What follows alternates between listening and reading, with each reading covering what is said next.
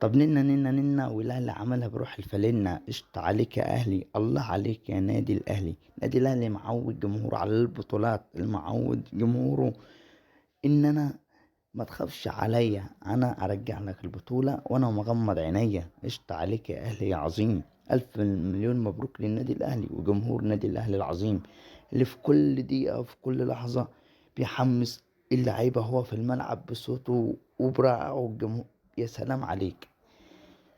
طبعا انا حابب نقطة صغيرة في صورة الواد الفرفور اللي طالع يقول لك انا جاي من اخر الدنيا اشجع الوداد، عشان الوداد جال مظلوم تحكيميا هو الزمالك. على رأي منصور، بيقول مرتضى منصور بيقول لك انا مش مهم جمهور الزمالك يحبني، اهم حاجه امك بتحبني. يعني بص شوف، نادي رئيس الاداره بيقول على جمهوره ايه ده؟ ما ده مش في قصتنا. قصتنا احنا ان الاهلي لقب افريقيا 11 مره على تاريخه.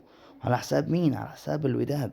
الوداد اللي دايما اللي يشوفوا في القاهره يشوفوش في المغرب. الاهلي ظلم تحكيميا النهارده، سواء من الحكم سواء قلة أدب اللعيبة. ده كله ما علينا، عشان الأهلي من يومه فريق عظيم، فريق معود جمهوره كل على البطولات.